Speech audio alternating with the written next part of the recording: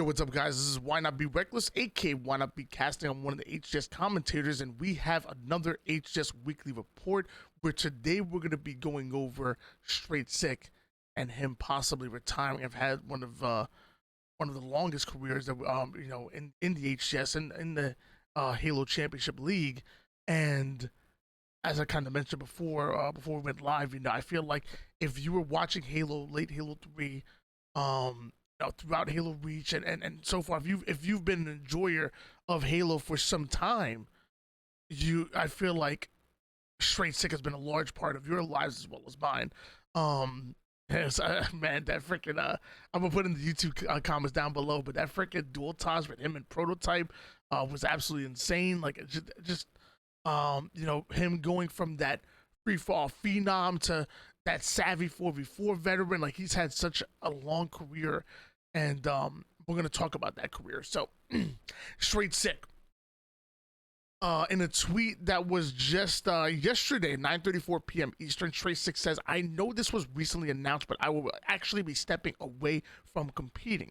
The online experience has been grueling for me. Much love to King J, Joey Cherished, Piggy, and Nick Levin for the time spent.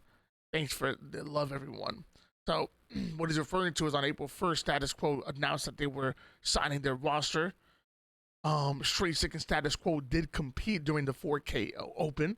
And just 3 days later, Str8 Sick announcing that it sounds like he's gonna be stepping away. When he said stepping away, we're gonna assume going into retirement. Now maybe the door is still open for him to come back.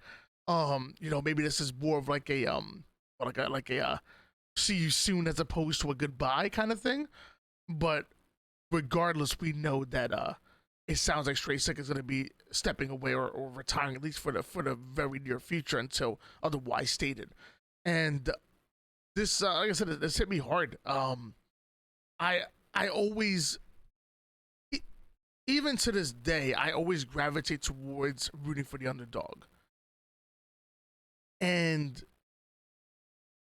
Str8 Sick, with his early rosters being like, a bunch of free-for-all gods coming into 4v4, just trying to figure it out, but making things as exciting as they were, because it was hold forward, it was outgun your opponent, like get in their face, make them uncomfortable. It was a style of Halo that was a bit new.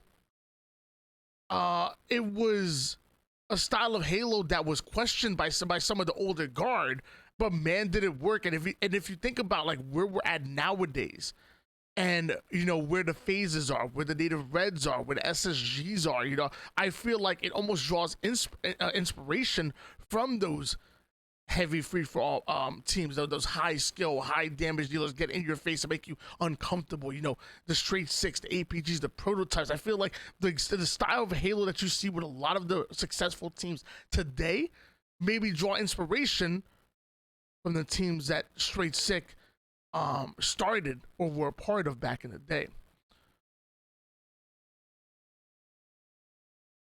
I'm gonna read over the overview real quick. Corey Str8 Sick Sloss is a Halo esports player, previously a player for G2. His 4v4 career includes numerous impressive placings, but he is just as regarded for his free-for-all skill, which led him to back-to-back Big Flex 4 FFA championships 2010 and 2011, and a third-place finish at the Halo 4 Global Championship. He has played for teams like Optic Gaming, Ronin Esports, Team Allegiance, Elevate, Str8, Ripon, and Fnatic Classic, as well as his flagship team, Crowd Pleasers, which, again, to this day, Crowd Pleasers has to be like the greatest name of a squad. I love that. I love that name. Them and Believe the Hype. Love those two names. When we scroll all the way down here, look how long we have to scroll. Look at this. God bless America. We have to go all the way back to 2006. Ladies and gentlemen, we're in 2023. That's almost 20 years. Almost 20 years of Halo at a top level, at a professional level. This man's been competing for.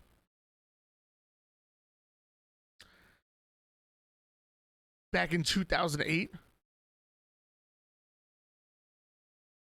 got his first top 16 placing alongside Frosty, or Frosty Jr., I should say. Um, 2 years later, got his first win in free for all back at Orlando 2010 free for all. Didn't do the best as far as in the 4v4 placings then. You know, I believe that's that same event. And you're talking about the top 20 of the 4v4s, but first in free for all. Fast forward to the 2010 Denver Combine, second place during the actual 4v4 event, and then second place in a free for all. So I guess this is where like his 4v4 gameplay really started to catch up to his free for all gameplay, because now we have like, you know, literally the exact identical placings alongside Kratos on Crowd Pleasers. 2010 free for all, Dallas first place. Top 32 in 2011 during the 4v4s. Him, Kratos, and Eli the Ninja combining. Not the best placing, but Columbus free for all. Same year, a big first place. Again, we talked about this time and time again. When Str8 Sick was in your free for all matchup, you were fighting for second place. Like any time you got matched up with Str8 Sick in your lobby, you were fighting for second place. You weren't beating him. The man's shot was too good. He was too aggressive, too smart, routes too good, too handsome. If he was in your lobby, you were in trouble. Str8 Sick joined alongside McWin and Chig under Fnatic Classic and Elitist as well. Top 20, again, not exactly where we probably want to be at, but eventually third place at Anaheim alongside Russo, Prototype, and Chig. This is where Str8 Sick and Prototype create that little bit of a duo and start catching, and you know, start finally getting into their rhythm. Top 6 at Raleigh, not bad whatsoever. Top 12 at Orlando, not the worst, but then fourth place during the 2011 National Championships, when it mattered most, by the way. Fourth place along that same squad, Prototype, Chig, and Russo. You guys remember Russo jetpacks? Jetpack mastermind. Dude, that flag run while jetpacking from like one side of countdown to the other, it still leaves me shook. I couldn't do it.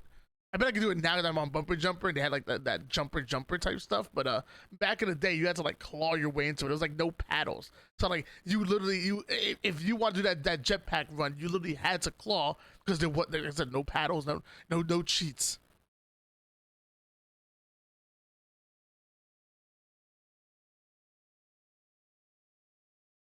Fast forward to RTX 2014. Not only able to get that win during the free-for-all, but even getting first place during the 4v4s as well, alongside Ryan Shooter, and Arcane. If you guys remember Shooter eventually goes on to team with Crowd Pleasers, goes on a team with, I believe with Splice at one point. Shooter was on that squad as well. We all know, obviously know Ryan and Arcane. MCC launch invitational.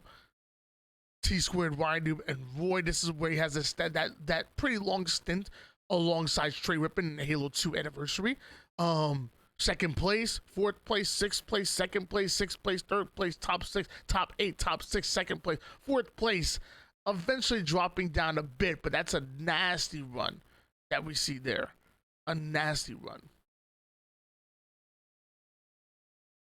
Mind you guys, so far we're going from Halo 3 into Halo Reach into Halo 4 into Halo 2. Like, we're not skipping a single beat as far as the games. The man's just been consistently good at every single Halo game.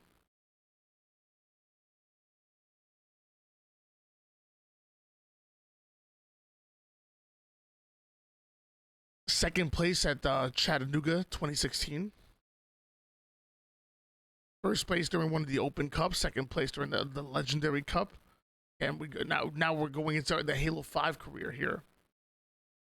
Bunch of top 8s. Halo World Championships 2017 top 8 alongside Kratos and Naden.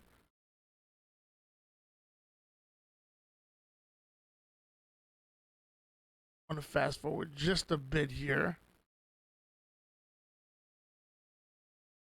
HS Invitational 2019, top 6 under Denial Esports. Let's get a little bit more into Halo Infinite. There we go. Now we get into Halo Infinite. G2 had a bit of an up and down season, you know, starting off a bit rough, but eventually we start seeing them really come into their own once they bring in Barcode. And I feel like they only had a few tournaments with Barcode, but I always wondered how good this squad could have been. Like, we saw top 6 during the North American Super, which again, that was an online tournament. Str8 Sick hates online tournaments. One of the reasons why he's retiring is because he's struggling with the online experience. Top 6 during the Orlando Major, and top 12 during the 2022 Halo World Championships. And just imagine if they had a whole off season together. They came back. I think it would have continued to be a top 8 team, a top 6 team. Who knows? Dude, Sab was that dude. Gilkey, as described as Coach Callis, the best back player in the game. Barcode, a high damage dealer to go alongside Sabinator. Then you have Str8 Sick with that veteran trickiness. Like, I wanted to see G2 stay together with a whole off season with Barcode. Sadly, it didn't happen, and since then, he eventually found that home with King J, Cherished, and Piggy, and now he's gonna be moving on to the next chapter in his life, whatever that may be. And I promise, no matter what, I'm sure he'll still play Halo. You know, high level matchmaking, maybe even streaming more. Maybe we see him take a content creation route a little bit more, and get involved that way. No matter what it is, we support him.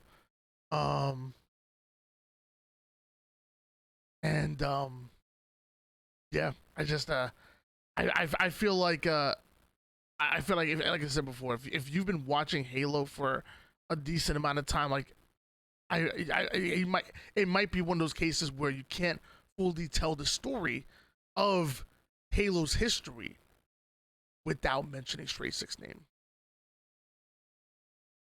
But yeah, that's your HS Weekly Report, guys. Thank you so much for stopping by. If you're watching this video on YouTube, I'm gonna have a link to his Twitter down below. Make sure you guys drop him a follow. I'm gonna have a link to his Twitch as well. Drop him a follow, show him some love, and yeah, wish him luck on the next on his next step in his life. Thank you, guys. Peace out.